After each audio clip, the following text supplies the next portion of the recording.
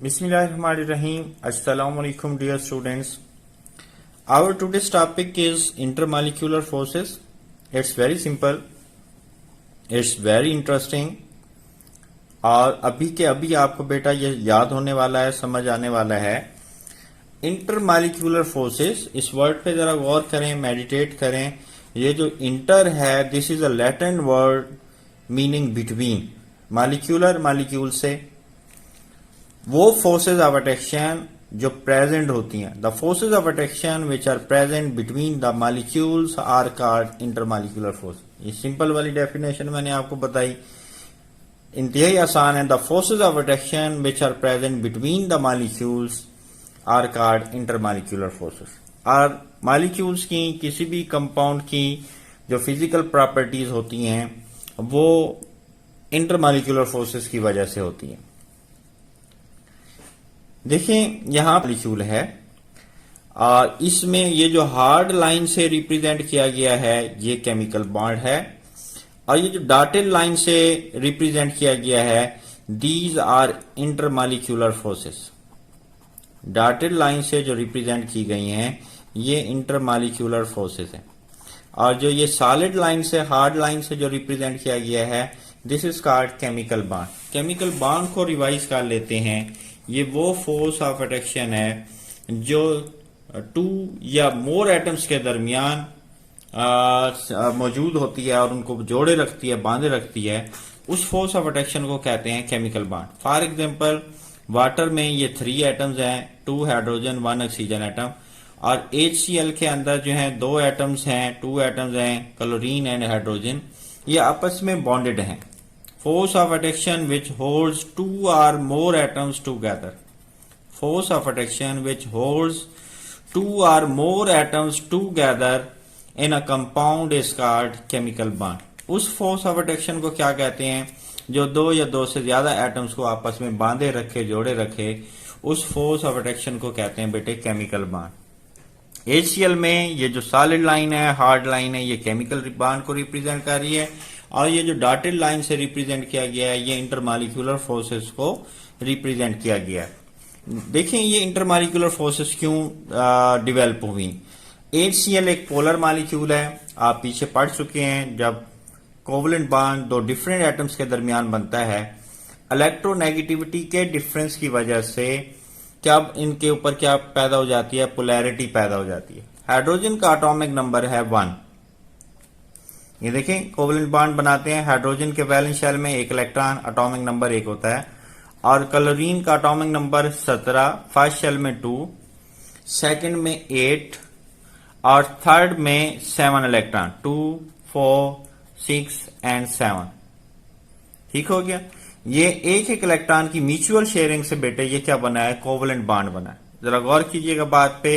इसका atomic number 1 तो इसके न्यूक्लियस में 1 प्रोटॉन है. इसका एटॉमिक नंबर 17 तो इसके न्यूक्लियस में 17 प्रोटॉन है. तो न्यूक्लियर चार्ज किसका ज्यादा होगा? जहरी बात है, क्लोरीन का जो न्यूक्लियर चार्ज है वो ज्यादा होगा. इसमें, इसके न्यूक्लियस में 1 प्रोटॉन है तो इसके न्यूक्लियस पर जो चार्ज है वो क्या होगा, वो कम होगा. अब जिसका न्यूक्लियर चार्ज होगा उस एटम की इस इलेक्ट्रॉन पेयर के लिए कशिश ज्यादा होगी. इस कशिश को क्या कहते हैं बेटे, आपने पढ़ा 3rd यूनिट के अंदर, इसको कहते हैं इलेक्ट्रोनेगेटिविटी. क्या कहते हैं बेटा, इलेक्ट्रोनेगेटिव. दोहरा लेते हैं.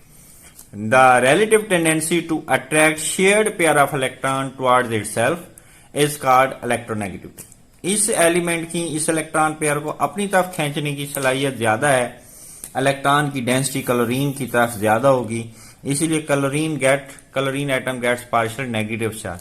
इलेक्ट्रॉन की डेंसिटी हाइड्रोजन से अवे हो जाएगी, दूर हो जाएगी, कम हो जाएगी, तो hydrogen gets partial positive charge. ये पोलैरिटी पैदा हो गई इलेक्ट्रोनेगेटिविटी के डिफरेंस की वजह से. इसकी इलेक्ट्रोनेगेटिविटी ज्यादा, न्यूक्लियर चार्ज ज्यादा होने की वजह से कह लें, या प्रोटॉन ज्यादा, एक ही बात है.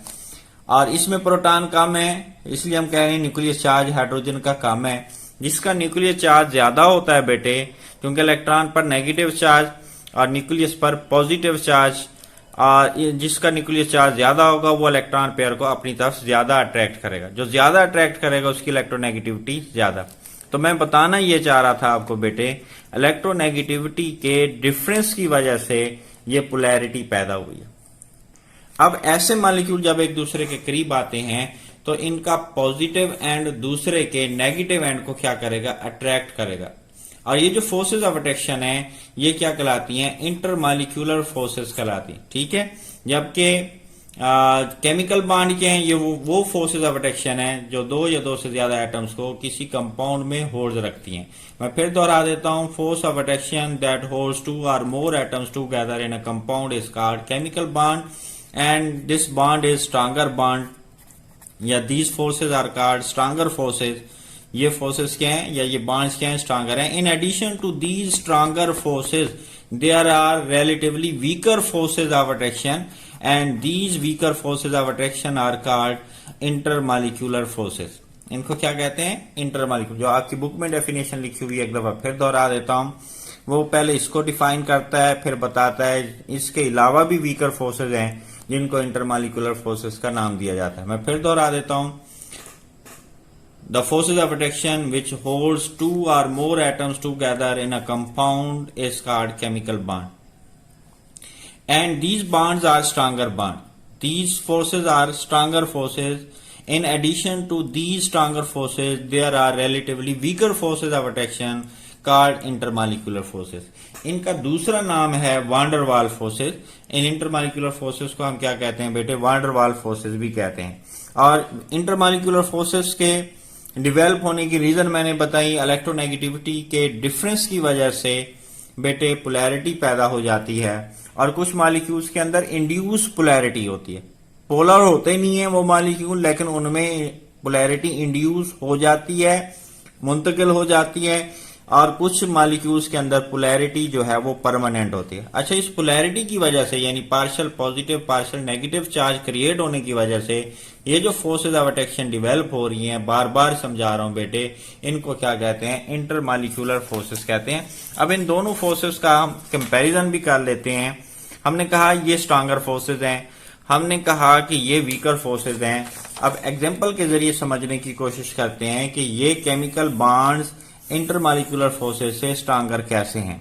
देखिए, फर्स्ट करें, हमारे पास 1 मोल लिक्विड HCl है और लिक्विड HCl के अंदर मौजूद ये जो इंटरमॉलिक्यूलर फोर्सेज हैं, इनको ब्रेक करने के लिए 17 किलो जूल एनर्जी रिक्वायर्ड है। अब लिक्विड HCl या उस लिक्विड HCl को गैस में कन्वर्ट करना है तो इनमें मौजूद इन इंटरमॉलिक्यूलर फोर्सेस को क्या करना पड़ेगा, ब्रेक करना पड़ेगा। ठीक है, 17 kilo joule energy is required to convert 1 mole of liquid into gas. Liquid HCl को गैसियस HCl में कन्वर्ट करने के लिए हमें इतनी एनर्जी चाहिए। एक बात। सेकंड, आपने समझना है बात को, अगर हम 1 मोल HCl लेते हैं, इसमें मौजूद ये जो केमिकल बॉन्ड है वो क्या थी, इंटरमॉलिक्यूलर फोर्सेस। ये क्या है, केमिकल बॉन्ड है, सॉलिड लाइन से जो रिप्रेजेंट किया गया है। इस केमिकल बॉन्ड को जो हाइड्रोजन और क्लोरीन एटम के दरमियान है, इसको ब्रेक करने के लिए 430 किलो जूल एनर्जी रिक्वायर्ड है।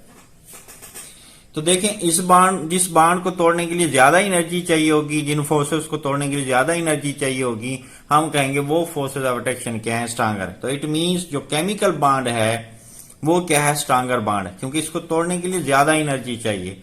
जबकि इंटरमॉलिक्यूलर फोर्सेस को ब्रेक करने के लिए 17 किलो जूल एनर्जी रिक्वायर्ड है।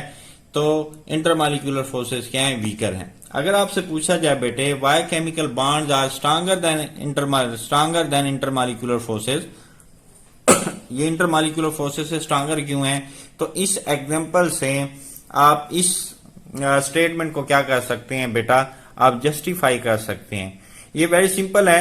अब हम मजीद इसको एक्सप्लेन करते हैं डाइपोल डाइपोल इंटरेक्शन के जरिए। डाइपोल इंटरेक्शन को हम डिस्कस कर लेते हैं। ये टाइप ऑफ इंटरमॉलिक्यूलर फोर्सेस हैं और all type of intermolecular forces को बेटे वांडरवाल फोर्सेस कहते हैं। ये बात आपके मल्टीपल चॉइस क्वेश्चन के अंदर पूछी जा सकती है कि इंटरमॉलिक्यूलर फोर्सेस को क्या कहते हैं। डिफरेंट ऑप्शंस दी हुई होंगी, हम आपने वांडरवाल फोर्सेस को आपने सेलेक्ट करना है। इंटरमॉलिक्यूलर फोर्सेस की एक टाइप डाइपोल डाइपोल इंटरेक्शन को हम HCl की ही एग्जांपल से हम एक्सप्लेन करने की कोशिश करेंगे। मैं आपको थोड़ी देर पहले ही बता चुका हूं इलेक्ट्रोनेगेटिविटी के डिफरेंस की वजह से। किसकी वजह से बेटे? इलेक्ट्रोनेगेटिविटी के डिफरेंस की वजह से। क्लोरीन के न्यूक्लियस में मैंने कहा 17 प्रोटॉन है, न्यूक्लियर चार्ज ज्यादा है। इस इलेक्ट्रॉन पेयर को इसका न्यूक्लियस, क्लोरीन एटम का न्यूक्लियस अपनी तरफ ज्यादा अट्रैक्ट करेगा। इलेक्ट्रॉन पेयर को अपनी तरफ अट्रैक्ट करने की जो टेंडेंसी है वो कहलाती है इलेक्ट्रोनेगेटिविटी। क्लोरीन की इलेक्ट्रोनेगेटिविटी ज्यादा, हाइड्रोजन के न्यूक्लियस में एक प्रोटॉन कम प्रोटॉन होने की वजह से इलेक्ट्रोनेगेटिविटी कम। किसकी इलेक्ट्रोनेगेटिविटी ज्यादा? क्लोरीन की ज्यादा, हाइड्रोजन की कम, तो इलेक्ट्रोनेगेटिविटी डिफरेंस आ गया।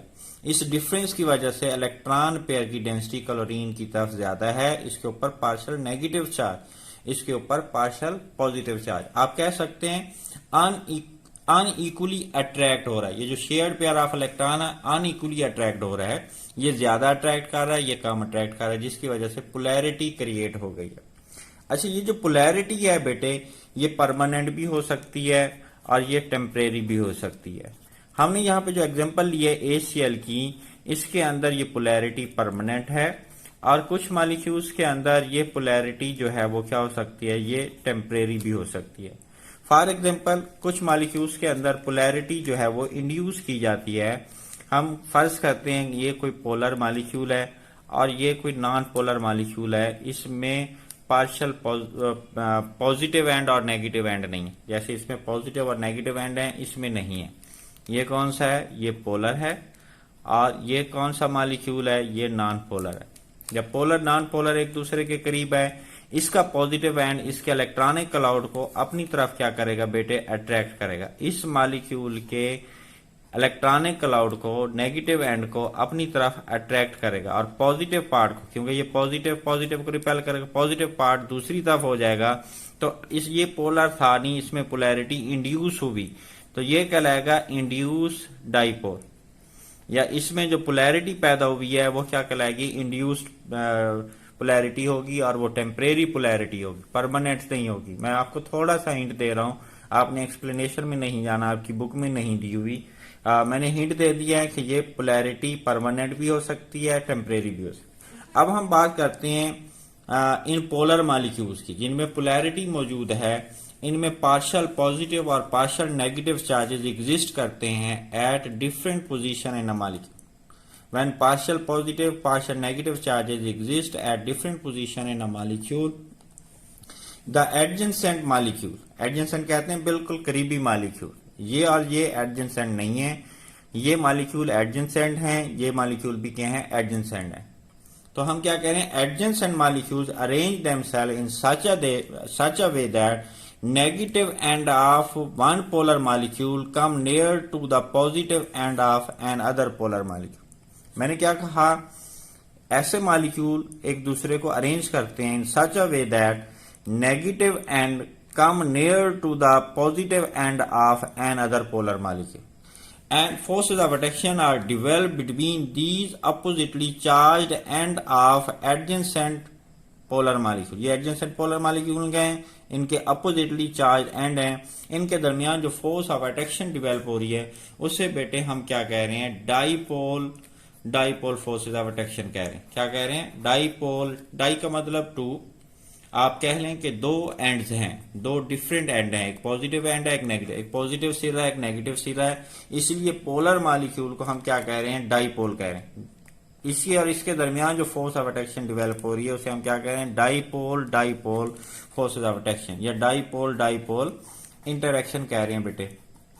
इसको मैं दोहरा देता हूं, मैंने क्या कहा? When partial positive and partial negative charges exist at different position in a molecule, then such molecules arrange themselves in such a way that negative end of one polar molecule come near to the positive end of another molecule and forces of attraction are developed between oppositely charged end of adjacent molecule। जो adjacent molecule उनके दरमियान जो forces of attraction develop हो रही है उनके oppositely charged end के दरमियान, उसको हम क्या कह रहे हैं बेटे? उनको कह रहे हैं dipole, dipole interaction. It's very simple. उम्मीद है आपको ये लेक्चर समझ आया होगा अगर आपको मेरी ये वीडियो अच्छी लगी है तो आप इसको लाइक भी करें। किसी किस्म का क्वेश्चन है तो आप कमेंट सेक्शन में पूछ सकते हैं।